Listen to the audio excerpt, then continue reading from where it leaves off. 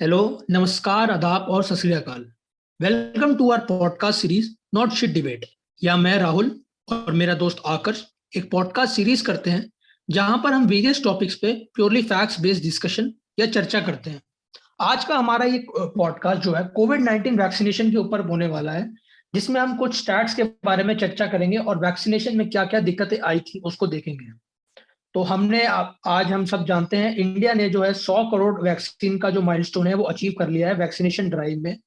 Prime minister Narendra Modi ji ने आज country को एड्रेस करते हुए बताया था कि कंट्री ने एक स्ट्रॉन्ग प्रोटेक्टिव शील्ड बना ली है कोविड-19 पैंडेमिक के अगेंस्ट, जो कि 100 सालों में सबसे बड़ा पैंडेमिक आया था। कल 21 अक्टूबर को भारत ने 1 बिलियन 100 करोड़ वैक्सीन डोज का कठिन लेकिन असाधारण लक्ष्य प्राप्त किया है।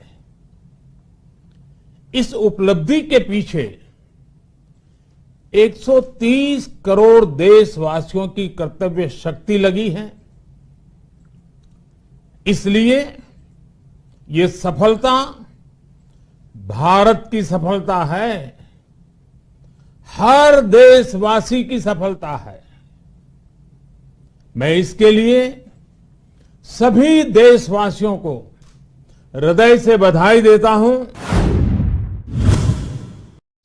21 अक्टूबर 2021 को एक रिकॉर्डेड डे माना गया है हिस्ट्री में। ये ऐसा दिन था जिस दिन इंडिया ने 100 करोड़ वैक्सीन का जो डोज का मार्क था उसे क्रॉस किया था। तो इंडिया ने इस कोविड-19 के वैक्सीनेशन के माइलस्टोन को कैसे अलग-अलग जगहों पे सेलिब्रेट किया वो देखते हैं। स्पाइसजेट एयरलाइंस ने एक स्पेशल लाइब्रेरी लॉन्च की, जितने भी फ्रंटलाइन वर्कर्स थे और कोरोना वॉरियर्स थे उनको ट्रिब्यूट देने के लिए। कुतुब मीनार को भी इल्यूमिनेट किया गया आर्कियोलॉजी सर्वे ऑफ इंडिया के द्वारा, जिसमें उन्होंने 100 इंडियन मॉन्यूमेंट्स को ट्राई कलर से इल्यूमिनेट किया था इस माइलस्टोन के अचीव होने पे। वर्ल्ड हेल्थ ऑर्गेनाइजेशन ने इंडिया को कॉन्ग्रेचुलेट किया इस 100 करोड़ के माइलस्टोन को अचीव करने के लिए। डब्ल्यूएचओ के डायरेक्टर जनरल ने खुद प्राइम मिनिस्टर मोदी को, साइंटिस्ट को, हेल्थ केयर वर्कर्स को और इंडिया के लोगों को बधाई दी। तो अब देखते हैं कि वैक्सीन का इनिशियल फेज क्या रहा था और धीरे धीरे इसमें कैसे कैसे और डेवलपमेंट हो रही है। तो इंडिया का जो वैक्सीनेशन का सबसे पहला फेज शुरू हुआ था उसमें लगभग 30 मिलियन लोगों को वैक्सीनेट किया गया था, जिसमें कि हेल्थ केयर स्पेशलिस्ट इंक्लूड थे और फ्रंट लाइन वर्कर्स जो थे, जो कोरोना वायरस पैंडेमिक के अगेंस्ट लड़ रहे थे, उनको इंक्लूड किया गया था। इस 30 मिलियन में से लगभग 7 मिलियन डॉक्टर्स थे और पैरामेडिक्स थी, और लगभग 20 मिलियन जो थे अदर फ्रंटलाइन वर्कर्स थे। जो नेक्स्ट फेज था कोविड-19 वैक्सीनेशन ड्राइव का, उसमें जो लोग 60 साल की उम्र से ऊपर थे या 45 साल की उम्र से ऊपर थे, जिनको कोई कोमॉर्बिड डिजीजेस थी, उनको वैक्सीनेशन दिया गया था। और ये 1 मार्च 2021 को शुरू हुआ था, जिसके रजिस्ट्रेशन कोविन 2.0 पोर्टल पे शुरू हुए थे। और इस वैक्सीनेशन ड्राइव को रैंप अप करने के लिए, इस वैक्सीनेशन ड्राइव को और बूस्ट करने के लिए कंट्री में इंडियन गवर्नमेंट ने जो है फेज स्ट्रेटेजी अनाउंस करी थी कोविड-19 वैक्सीनेशन की 1 मई को। इस फेज 3 में जो भी लोग 18 साल की उम्र के प्लस थे वो एलिजिबल थे कोविड-19 वैक्सीनेशन के लिए। तो अब जैसा कि आपने बताया कि अभी तक जो 18 प्लस की कैटेगरी वाले लोग थे वही एलिजिबल थे वैक्सीन के लिए। पर अब जाइडस कैडिला ने फ्राइडे को एक अपना अप्रूवल रिसीव कर लिया इमरजेंसी यूज ऑथराइजेशन से और डीसीजीआई से, drug controller general of India से, जहां पे दुनिया की पहली और इंडिया की सेल्फ डेवलप एक डीएनए बेस्ड वैक्सीन बनाई गई है। और कंपनी का ये प्लान है कि वो 100 से 120 मिलियन डोजेस इसकी लॉन्च करेंगी और ये जो वैक्सीन है ये बच्चों को लगाई जाएगी जो कि 12 साल से ऊपर है। इंडिया के ड्रग रेगुलेटर ने ट्यूसडे को ये अनाउंस किया कि उन्होंने सीरम इंस्टीट्यूट ऑफ इंडिया को अपना अप्रूवल दिया है कि वो 7 टू 11 वाली एज ब्रैकेट के बच्चों के लिए भी अपना वैक्सीन ट्रायल शुरू कर सकते हैं। तो इंडिया में अब देखा जा रहा है कि 12 से 17 और 7 से 12 के बच्चों के लिए वैक्सीन बनने की तैयारी शुरू हो गई है। एस्ट्राजेनेका यानी कि जो कोविशील्ड है उसकी भी टेस्टिंग चल रही है 12 से 17 के एज ग्रुप पे। तो अब कुछ ही दिनों में हम ये देखेंगे कि जो हमारे कंट्री के जो चिल्ड्रन हैं, जो बच्चे हैं, वो भी वैक्सीनेट होने लगेंगे। ओवरऑल कुछ स्टैट शेयर करूं अगर मैं वैक्सीनेशन के आप लोगों के साथ, तो ऑफिशियल सोर्सेज का ऐसा कहना है कि लगभग जो 75% ऑफ इंडिया की एलिजिबल एडल्ट पॉपुलेशन है वो फर्स्ट डोज से वैक्सीनेटेड है, और लगभग 31% जो लोग एलिजिबल है एडल्ट पॉपुलेशन में वैक्सीन के लिए, वो उनको दोनों डोजेस लग गई है। इंडिया को लगभग 85 डेज लग गए थे इस 10 करोड़ का वैक्सीनेशन मार्क को टच करने में, और लगभग 6 महीने का टाइम लग गया था 50 करोड़ वैक्सीनेशन मार्क को टच करने में, या हम कह सकते हैं 200 दिन का टाइम लग गया था ऑलमोस्ट। लेकिन इंडिया को 50 करोड़ से 100 करोड़ के मार्क को टच करने में सिर्फ 76 डेज लगे थे।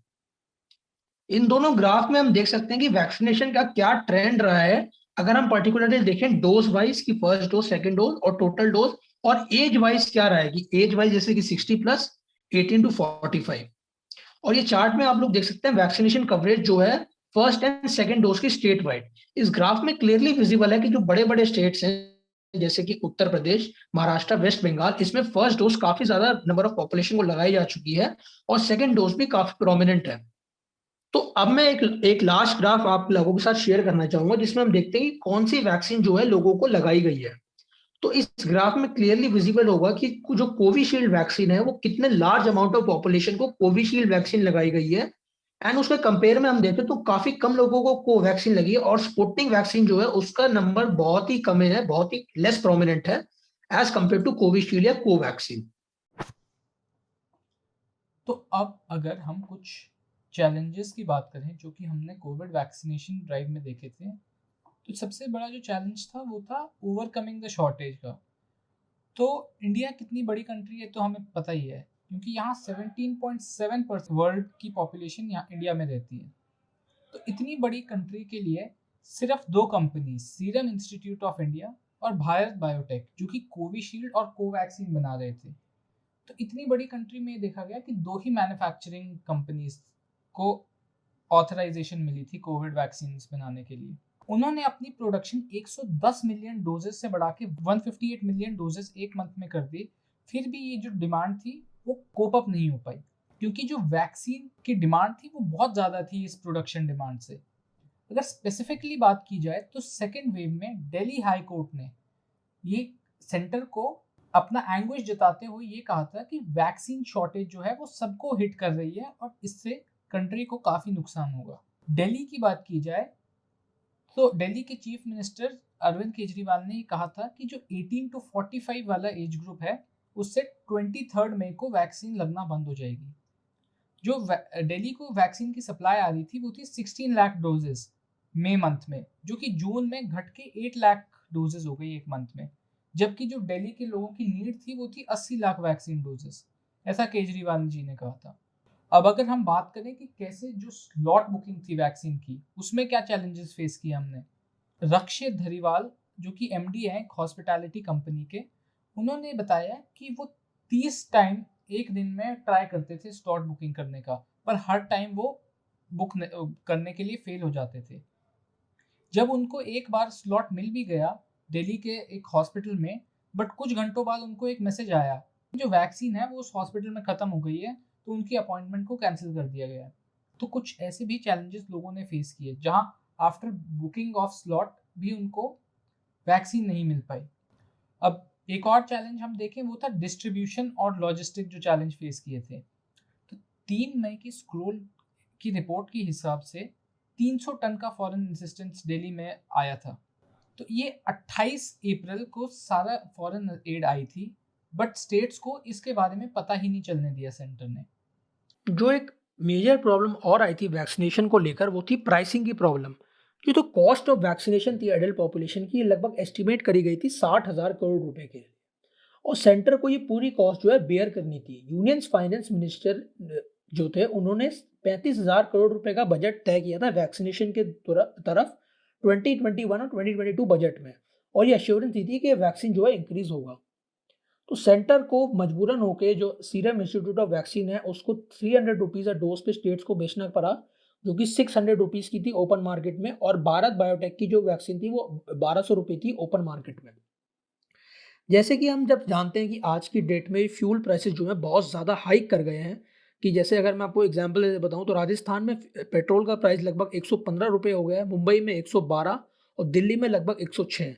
तो farmer petroleum minister Dharmendra Pradhan जी ने कहा है जो फ्यूल प्राइसेस हाइक हो रहे हैं, ये जो वैक्सीनेशन पे खर्चा हुआ है सेंट्रल गवर्नमेंट का, उसको कवर करने के लिए फ्यूल प्राइसेस जो हैं इतने ज़्यादा हाइक करे गए हैं।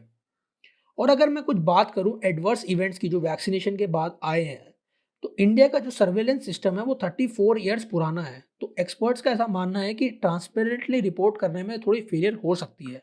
लेकिन इंडिया ने जो रिपोर्ट किया है वो लगभग 23,000 एडवर्स इवेंट्स रिपोर्ट किए हैं वैक्सीनेशन के एज ऑफ 17 में। मोस्ट ऑफ देम जो इसमें से ज़्यादातर जो हैं वो क्लासीफाई हुए हैं माइनर में, जैसे कि जिनको कोई बहुत ही माइनर वो आए हैं, जैसे कि एंग्जाइटी होना, फीवर, पेन वगैरह होना। लगभग 700 केसेस जो हैं वो सीवियर एडवर्स इवेंट्स के हैं और 490 डेथ्स हुई हैं until mid June. But government का ऐसा कहना है ये जो डेथ्स हुई हैं वैक्सीनेशन की वजह से नहीं हुई हैं। उनका एक कहना है जो रिस्क ऑफ डाइंग है वैक्सीनेशन की वजह से वो नेग्लिजिबल है, अगर हम कंपेयर करें रिस्क ऑफ डाइंग जो है कोविड-19 डिजीज की वजह से। तो इसी नोट पे हम अपना पॉडकास्ट एंड करते हैं और हम आपको अर्ज करते हैं कि अगर आपने अभी तक वैक्सीन का शॉट नहीं लगवाया, प्लीज़ आप वैक्सीनेट हो जाएं जल्द से जल्द। एक बहुत ही सिंपल प्रोसेस है।